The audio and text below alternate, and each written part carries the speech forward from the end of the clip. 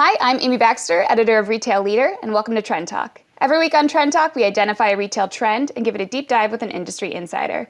This week, we're talking about store formats and ongoing trends for brick and mortar. And my guest is an expert in the space, Melissa Gonzalez, CEO and founder of retail strategist and experiential design company, the Lionesque Group and MG2. So hi, Melissa. Welcome. Thanks so much for joining me.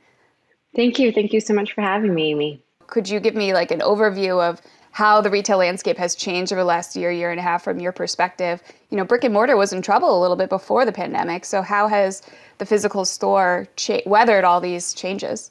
For sure. So, before the pandemic, you definitely already saw a push into more experiential retail, right? And understanding. I mean, that's when you unlock that emotional human connection. And that's where you really see that value that increases lifetime value of the consumer and their engagement across channels. During the pandemic, we saw such a migration to using mobile and using digital, a lot out of necessity, but you do it long enough, it creates new behaviors and ways of operating, right? So the first thing is looking at how we buy, there's more of a comfort level around certain sorts of products where you can just click to buy. You don't have to leave your house to do it, but people are more likely to leave the house if it's products of consideration. You're spending maybe over $250.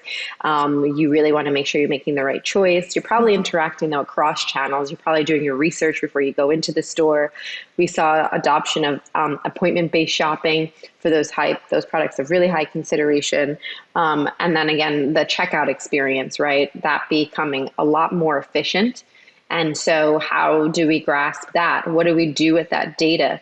How do we make surprise and delight layered on moments that now might otherwise feel transactional and make sure that they're layered with surprise and delight?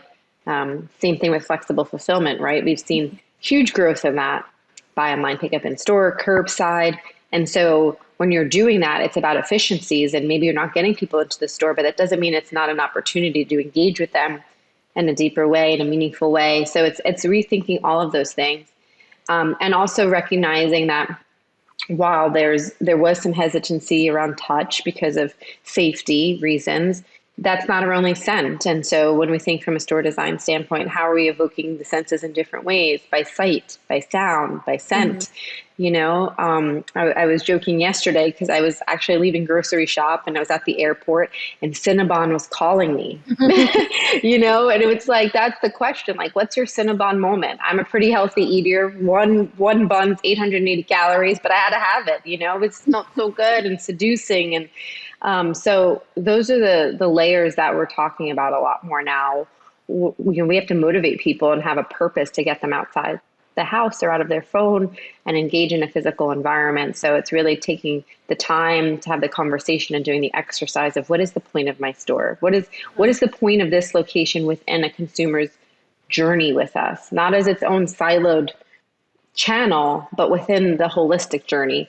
And are we solving for fit? Are we solving for touch? Are we building community? It's just having a more holistic point of view around it.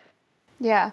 So when you're working with retailers or brands to come up with store designs that meet those needs, what's the process like to answer those questions, and how do you figure out, what's our Cinnabon, what's that like? Yeah, I mean, a lot of the times, especially when working with D2Cs that are coming to physical for the first time, or maybe they did a pop-up on their own, we're asking questions like, what does the data look like on the back end, right? That's one of the advantages of being a digital first company is you have so much information about who's coming to you, how they're getting there, where are they dropping off in the funnel, what's converting, what's not converting. So we go into that information first.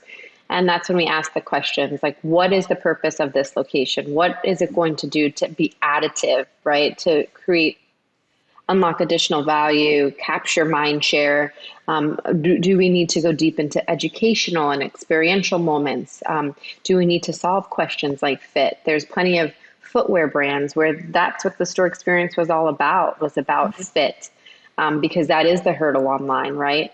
There's others where it's about community. And if you look at brands that I think do it really well out there, and we look at one like Rafa, for example, that it's really a store for cyclist enthusiasts, right? But it comes up in conversations all the time because you think of the community it's built around brand. If you're a cyclist and they have a global footprint, and you'll look for their office store, you know you're going to be with like-minded individuals that have similar passions. You can jump onto rides with the group and cycle together, and it has this sense of community. And those are really the opportunities. Yeah. How do you think retailers have like changed their brick and mortar strategy from maybe like a high level perspective, if at all, since the pandemic, whether it's taking a harder look at all those questions and making, really, really careful decisions on new retail spaces? But if we're going back to 2019 or maybe even earlier, what's different now in that strategy? Yeah, I mean, I think that the good part is with so much adoption of technology, there's more opportunity to track customer intention. And I think that's been a challenge in the past because we've thought so much about profitability, meaning sales within the four walls while doors are open.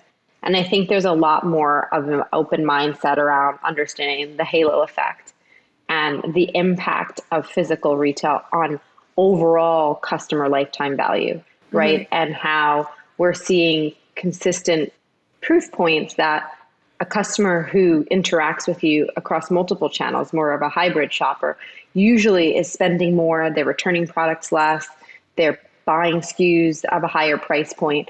And so that's the opportunity. And so it's looking a bit more holistically of what is the impact this touch point has, holistically versus just what are the sales in the four walls. And more and more that we're able to track that, I think more and more it's opening up the possibilities of what happens in physical retail. Yeah, I've been hearing a lot about that too, and that the physical retail can also create the online buyer from being familiar with that brand and the fit, like you mentioned. So this is sort of a fun one, but what are your favorite design trends that are in stores right now? I love things like color immersion, really high energy, impactful design. I think we're all craving that right now. I think that when people walk in, it just evokes this emotion of happiness. And I think that environments that are highly emotive are really successful. And like I said, what people are craving. I think that inspirational design is also, so we talk a lot, what is this story? And I think people want to be educated. So they're walking in the door with so much information as it is. So it's what's the opportunity to dive even deeper. People are also resonating and gravitating to brands with purpose. So I think when you educate people, understand on a deeper level your purpose and the purpose you stand behind. And I think it makes people feel empowered that if I shop this brand, then I'm part of that purpose too. And I think those are all really powerful opportunities. What's your favorite project that you've worked on, if you had to pick one? Oh, I've had so many that I've loved. But one that I always bring up, and it was one of my first projects, so it's been a while now, was when we did the Marc Jacobs tweet shop. I really loved it because it was still early on in social media. So it was one of the first social currency stores for the beauty industry. So that was really great to be able to be a part of that. But I loved that it was also accessible. I think we speak so much about accessibility now and the importance of it, but that was kind of created on that foundation. So it was for Marc Jacobs. It was in the height of Fashion Week. Fashion Week was the thing in New York back then. It's kind of evolved since, but then it was like, that's where you wanted to be. But most people didn't feel like they could, right? They weren't cool enough, or they didn't have access, or they didn't have the invite. So the store wasn't about that. The store was about participation. So we combined forces with Langley Hemingway Fax, who's a really talented artist. I brought in, this is when Bluestone Lane Coffee had just launched. We brought in the debut of their first solar-powered coffee trike. We had Jilly Hendrix DJing every day. We had this big daisy garden with oversized faxies, and you were invited to come in and be a content creator. You come in, you create content, you post it on socials with a designated hashtag. That's how you paid for product. You showed the tweet counter, but you could post it on Twitter, Instagram, or Facebook, but you showed them you did that, and that's how you paid for product. And it was this exchange of social currency, but it wasn't based on who you were, how popular you were. We awarded people throughout the day for best content. So maybe you would win a Marc Jacobs handbag or a backpack. And it just made people so elated, and people were having fun with it. And I would look over, and we had this live stream wall of all the content that was getting posted, and you see people take a picture of their own picture and then repost that picture. But it was just, people felt like they got to be part of this brand that they admired so much during the height of Fashion Week, something that they thought that they, couldn't be a part of before.